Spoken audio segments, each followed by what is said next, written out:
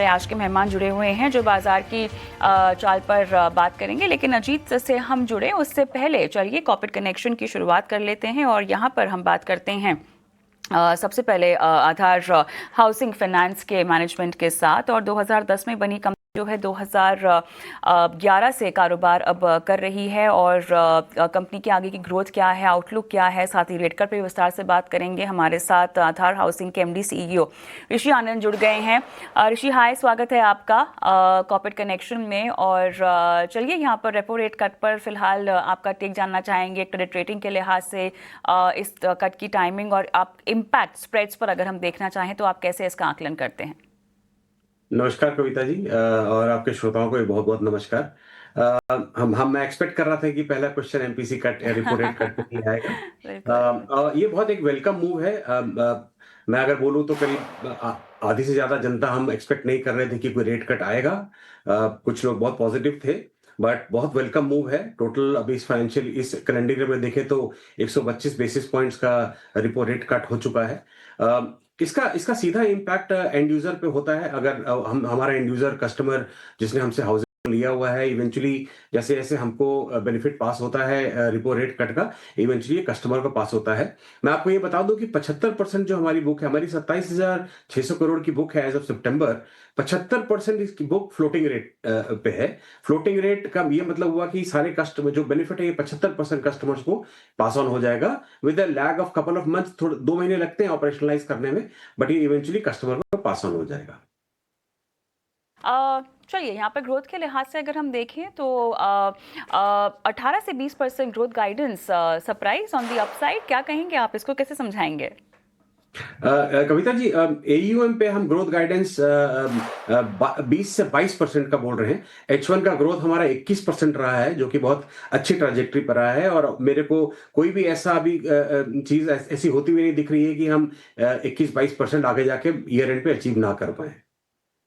Alright, चलिए, काफ़ी positive आप यहाँ पे साउंड कर रहे हैं, काफ़ी ऑप्टिमिस्टिक। लेकिन ब्लैकस्टोन सब्सटैंशियल होल्डर है, अब एग्जिट प्लान को लेकर फिलहाल क्या सुबुगाहट और कैसे इस पर आगे जानकारी?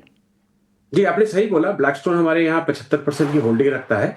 और अब पब्लिक प्लेटफॉर्म पर इंफॉर्मेशन अवेलेबल है कि ब्लैकस्टोन इस कंपनी को एक फंड से मूव करके दूसरे फंड पे ले जा रहा है। ऑब्वियसली जब नए फंड में ये कंपनी के शेयर होल्डिंग मूव कर रही है तो उसका लाइफ स्पैन यहाँ से बहुत ज्यादा होगा। तो जो ओवरहैंग की बात होती है मार्केट में, वो हमें अब कंप्लीटली हटती हुई दिख रही है। ऑलराइट, चलिए अब थोड़ा सा एसेट क्वालिटी पर हम बात करना चाहते हैं। अब एसेट क्वालिटी की बेहतरी, इम्प्रूवमेंट के लिहाज से क्या सिनारियो है, क्या अपडेट है, रिस्क और किस तरह से अब आपकी योजना एसेट क्वालिटी को इम्प्रूव करने में और रिस्क मिटिगेट करने को लेकर आगे बढ़ रही है? कविता जी, हमारे पिछले 3 साल से अगर आप एसेट क्वालिटी के नंबर्स देखें तो हमारा ईयर एंड क्लोजर करीब 1.1% जीएनपीए पे होता है।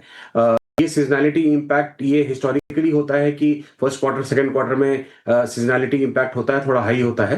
और अगर मैं अपने आंकड़ों को देखूं और अपने बाउंसिंग रेट्स को देखूं, जो कि एक फर्स्ट पॉइंट ऑफ कांटेक्ट होता है हमारे प्रिडिक्शन ऑफ एनपीएस में, तो करंट सिचुएशन को देखते हुए 1.1% का आंकड़ा हमें जीएनपीए पे आता हुआ इस साल भी दिख रहा है, जो कि एक बहुत कंफर्टेबल फिगर है। इंटरेस्टिंग। चलिए, प्रोजेक्ट फाइनेंस को लेकर रिकवरीज अगर कोई है जिसकी जानकारी आप हमें देना चाहें? कविता जी, पहले तो मैं ये क्लैरिफाई कर दूं कि हम इंक्रीमेंटली प्रोजेक्ट फाइनेंस नहीं करते हैं।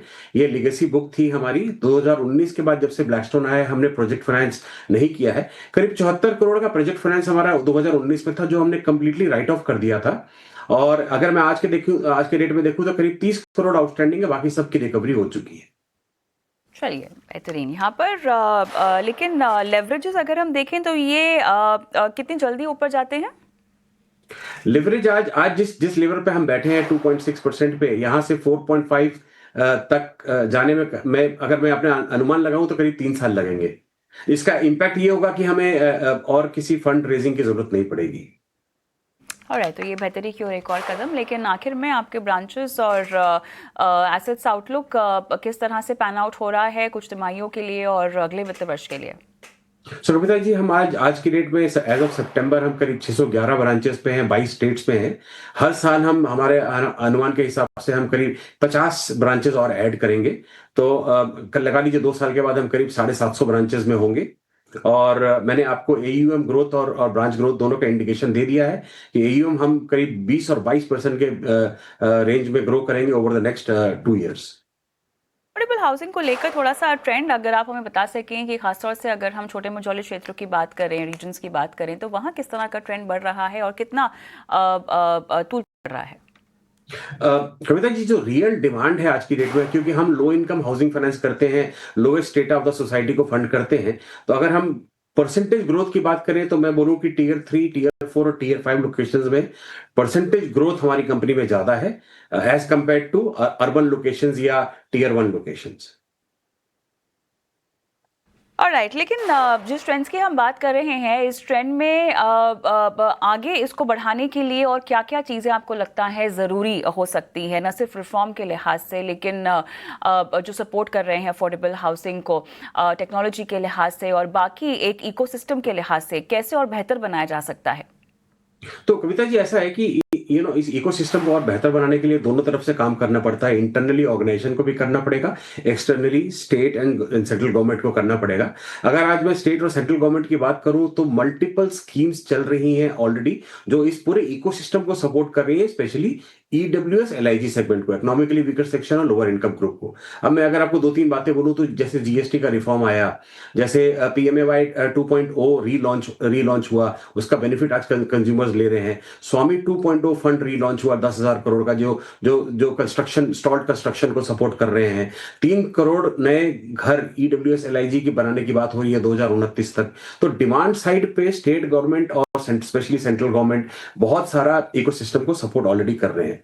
कंपनीज लाइक अस, जो हम जैसी कंपनीज का एक ही काम रह जाता है कि आप रीच आउट करें कंज्यूमर्स को और उनको ये फैसिलिटी से अवगत कराएं और उनको ये फैसिलिटी मुहैया कराएं। तो हम वही कर रहे हैं। जैसे हम मैंने बोला, हमारी लार्जेस्ट रीच है इस सेगमेंट में, 611 ब्रांचेस। पर्पस यही है कि जितना आप डीप जाएंगे, जितना आप कंज्यूमर के क्लोज जाएंगे, उतना कंज्यूमर को बेनिफिट होगा, और हम ये कंटिन्यू करेंगे। अब रही बात टेक्नोलॉजी की, टेक्नोलॉजी इवेंचुअली तो इंटरनली भी और एक्सटर्नली भी बहुत बड़ा रोल प्ले करता है। आज मैं अगर प्रोडक्टिविटी एनहांसमेंट्स की बात करूं, एफिशिएंसीज की बात करूं, तो टेक्नोलॉजी अपना एक रोल प्ले कर रहा है। 4 साल पहले हमने एक टीसीएस का इंटीग्रेटेड प्लेटफॉर्म पे हम माइग्रेट कर गए थे, जिसका बेनिफिट हमको हर फंक्शन में दिख रहा है, चाहे वो अंडरराइटिंग है, चाहे वो प्रॉपर्टी इवैल्यूएशन है, चाहे वो फ्रंट एंड सेल्स है, चाहे वो कलेक्शन है। हर चीज में हमको बेनिफिट और एफिशिएंसीज बढ़ती हुई दिख रही है। हमारा आधार का एक बड़ा क्लियर एजेंडा और मोटिव है कि हम टेक्नोलॉजी में लगातार इन्वेस्टमेंट करते रहेंगे। ऑलराइट, चलिए, तो ये कहीं ना कहीं पूरे इकोसिस्टम को बेहतर बनाने को लेकर बेहतरीन कदम। शुक्रिया आपका, आप जुड़े हमारे साथ और पूरी जानकारी दी और इस मुद्दे पर बातचीत की, ऋषि।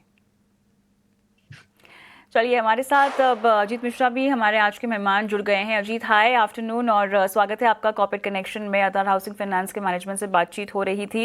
आपका कोई खास टेक स्पेसिफिकली फंडामेंटल्स पर और जिस तरह से उन्होंने अपना ग्रोथ आउटलुक पेश किया है, काफ़ी हद तक कंपनी बहुत चीज़ें ऐड कर रही है, but having said that, technically charts पर कितनी वीकनेस? शुक्रिया कविता, देखिए, फंडामेंटली नो डाउट काफी ज्यादा स्ट्रॉन्ग पोजीशनिंग है। बिकॉज अगर आप 75% प्रमोटर के पास है, तो और जिस तरीके से मैं शेयर होल्डिंग देख पा रहा हूँ कि करीब 10% पब्लिक के पास है, बाकी रेस्ट इंस्टीट्यूशंस के पास और प्रमोटर के पास है। तो जब लेस होल्डिंग होती है तो डेफिनेटली आपको प्रेशर वो कम देखने को मिलता है, जो कि शेयर को जिस चीज का बेनिफिट मिल रहा है। और प्लस अगर आप देखेंगे तो अफोर्डेबल हाउसिंग का अभी तक कुछ खास ट्रेंड देखने को नहीं मिला है, अगर पूरे सेक्टर की बात करें तो उसके कंपैरिजन में यहाँ पे आपने कम डेंट देखा है, जिस तरीके से हमने देखा है कि आवास या फिर दूसरे नामों में जिस तरीके से गिरावट देखने को मिली है। तो लेस फ्लोट का एक डेफिनेटली बेनिफिट मिल रहा है। साथ ही साथ जैसे कि कंपनी भी एग्रेसिव है when it comes to the over planning, तो वो भी कहीं ना कहीं प्राइस में रिफ्लेक्ट कर रहा है। अभी मुझे लगता है कि नियर टर्म में, क्योंकि ओवरऑल मार्केट का मूड ही कुछ ऐसा है कि ब्रॉडर इंडाइसेस स्मॉल कैप खासतौर से और या फिर स्मॉल और मिड कैप में वहां पे प्रेशर बना, मुझे लगता है कि कहीं ना कहीं सबड्यूड रहेगा अभी।